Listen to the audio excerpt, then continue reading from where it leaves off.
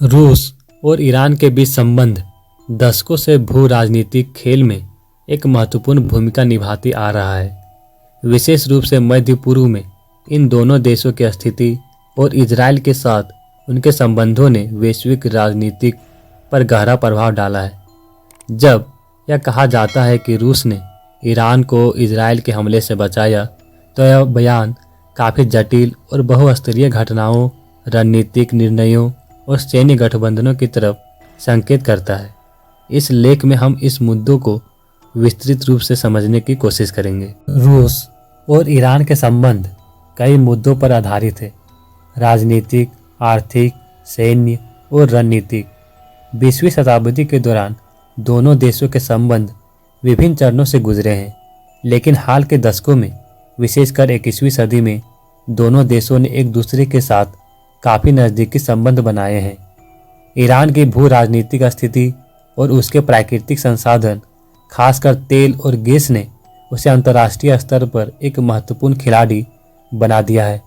दूसरी तरफ रूस ने अपने क्षेत्रीय प्रभाव और वैश्विक शक्ति की स्थिति को बनाए रखने के लिए मध्य पूर्व में एक अस्थायी उपस्थिति रखना चाहता है। ईरान और इजराइल के बीच का संबंध 1979 की ईरानी क्रांति के बाद से शत्रुतापूर्ण रही है।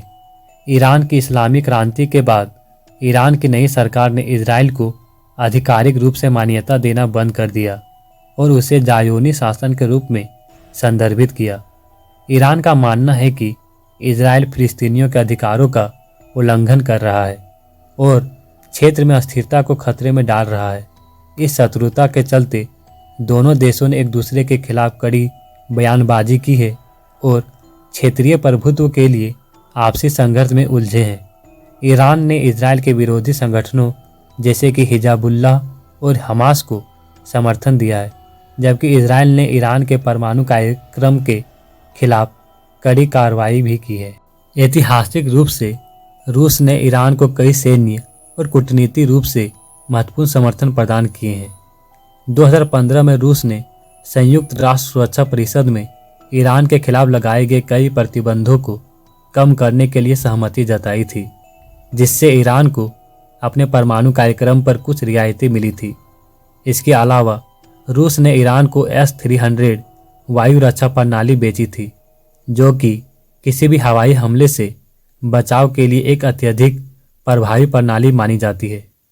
जब इजराइल ने ईरान के खिलाफ सैन्य कार्रवाई की धमकी दी, तब रूस ने इस तनाव को कम करने के लिए कई कूटनीतिक कदम भी उठाए थे। रूस ने स्पष्ट रूप से यह संकेत दिया कि वह क्षेत्र में किसी भी अस्थिरता को बर्दाश्त नहीं करेगा और उसने इजराइल को संयम बरतने की अपील भी की थी। इस प्रकार रूस ने ईरान को इजराइल के संभावित हमले से बचाने में महत्वपूर्ण भूमिका निभाई।